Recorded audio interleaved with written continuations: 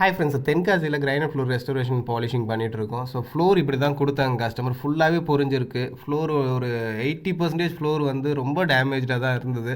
இது பழையபடி ரீஸ்டோர் பண்ணி பாலிஷ் பண்ண சொல்லி கஸ்டமர் கேட்டிருந்தார். ரொம்ப டஃப்பான ப்ராசஸ் தான், டைம் பீரியட் அதிகமாக எடுக்கும். மேக்ஸிமம் இந்த ஏரியாலாம் பாருங்கள், இந்த ஏரியாலாம் ஷைனிங்லாம் போயிட்டு கல்லே இப்படி தான் இருந்தது. அது இந்த வாசப்படி, இந்த வராண்டா சைட்ஸ்லாம் பார்த்தீங்கனாலே தெரியும், ஷைனிங்லாம் எதுவும் இருக்காது.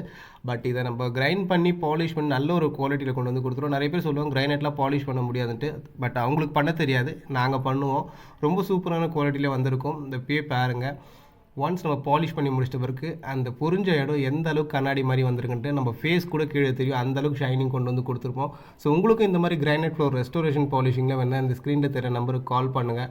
இந்த ப்ராசஸ் பார்த்தீங்கன்னா கொஞ்சம் டைம் பீரியட் அதிகமாக தான் எடுக்கும். ஒரு 1000 ஸ்கொயர் ஃபீட் பண்ணுறதுனாலே ஒரு 1 வீக் கிட்ட டைம் எடுக்கும். ஸோ பொறுமையாக பண்ணால் இந்த அளவுக்கு சூப்பரான குவாலிட்டியில் கொண்டு வந்து கொடுத்துடலாம். கண்டிப்பாக கால் பண்ணுங்கள். நம்ம சென்னையிலே பெஸ்ட் ரேட்ஸில் பண்ணி கொடுத்துருக்கோம். ஆல் ஓவர் தமிழ்நாடும் பண்ணிகிட்ருக்கோம். கண்டிப்பாக கால் பண்ணுங்கள். Thank you friends.